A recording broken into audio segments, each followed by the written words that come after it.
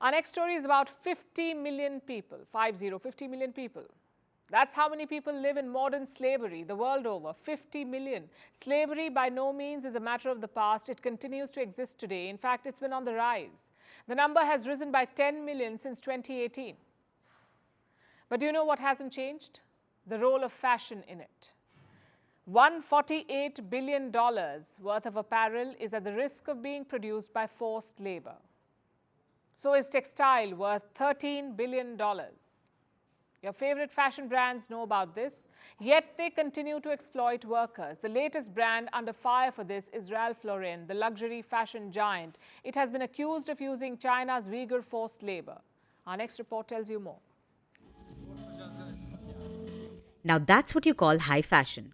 All of these celebrities are wearing one iconic brand, Ralph Lauren, a name that defined the so-called classic American style and now stands at the center of luxury fashion. Basically, all things glitz and glamour. But who knew all of this could be a crime against humanity? That's the allegation against the fashion giant. Ralph Lauren is under investigation. Canada's corporate watchdog is probing its unit in the country over allegations of forced labor. 28 civil society organizations jointly filed a complaint last year saying the brand uses forced labor from China's Uyghur community. Now, you may remember, the Uyghurs are a minority in China. Reports say over 1 million of them have been detained in camps there, re-education camps, the Chinese call them, where the Muslim community is exploited and abused and forced into modern slavery. Lawmakers in the West have repeatedly criticized China over it, even called for a crackdown. They call the treatment of Uyghurs in China a crime against humanity. They say it's a genocide, and they're probably not wrong. Reports say Uyghurs are tortured, forced to separate from families, and the women are forcefully sterilized. But Beijing continues to deny these accusations. No surprises there. Even so, Ralph Lauren isn't the first fashion brand accused of exploiting Uyghurs. So is Gap, Nike, Adidas, Muji, Tommy Hilfiger, and Calvin Klein. A really long list. In fact, rights groups say virtually the entire fashion industry is complicit.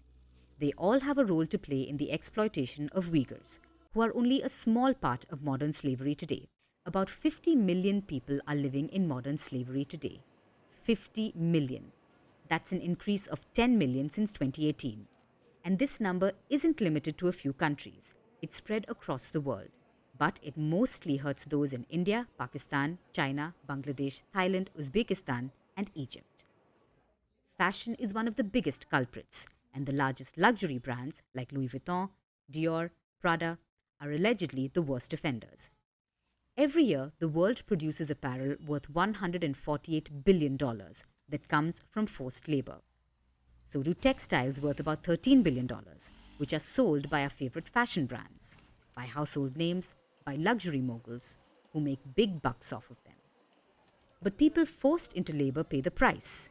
They work under exploitative conditions, earn poor wages, and often go unpaid. They suffer health and safety threats, debt bondage, and risky living conditions. If it's so bad, why does it happen?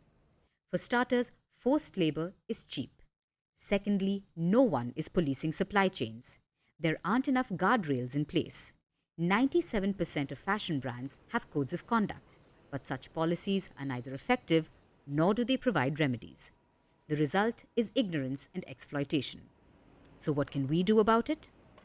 We know that we have to protect people against the vulnerabilities which are at the heart of forced labour.